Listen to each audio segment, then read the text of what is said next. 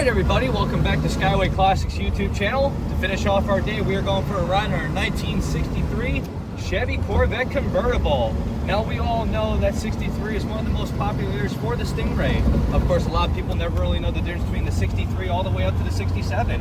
One of the things that stands out mostly with the 63 is the louvers at the front of the hood, also known as the little grills, as I like to call it myself. But still, even so, with its Sting Ray appearance, we have the hideaway headlights. With the hideaway headlights, you have two dual style bulbs, one for the high beams, one for the low beams. But even so, looking at the back, you have your split bumpers, riding on the appropriate style knockoff wheels with spinner caps. It also features the red line style tires. One of the most popular combinations that go with Chevy Corvettes is red and white. Wish they would have added a little bit of blue in there to keep it American, but even so, it looks just as beautiful as ever. Looking into the inside, you'll notice we have a 4-speed manual on the floor with the appropriate style shifter and console. One of the best parts about these shifters was the fact of how you lift up to get into reverse. Riding on the 3-spoke wheel at the fingertips of my hands, you have a working instrument cluster, from the tachometer to the speedometer to even gas and voltage and temperature. Looking on the middle side, you'll even notice we have the working clock.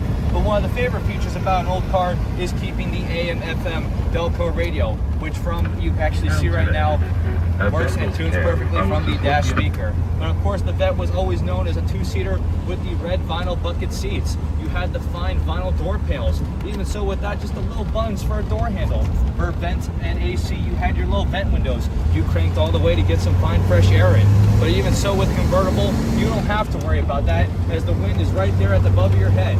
But I want to mention there is a white top behind us in the compartment. Of course, for a lot of C2 generations, it was also a manual top. But moving on to the engine bay, featuring the fine 327 small block motor. As you will see from there, is painted full-on Chevy orange. With that, you will also notice it has stock manifolds. Even with that, you will notice we have the dual snorkel air cleaner. But one of my favorite things when looking at this motor is not just the block itself, but the actual numbers on the block. As seen from the front pad, you'll notice we have the RC code followed by the partial VIN number. So being with a 63 Corvette and a possible VIN matching to the block is one of the true beauties of owning a classic car vehicle. Even right now, as we're making our turnaround, we'll open up just a little bit, let you show through the motions of the 63 Corvette.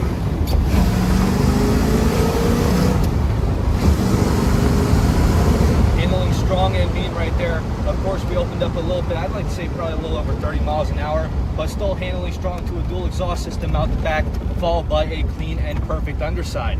But as for now though, we are just going to get it simply turned around and up on the lift.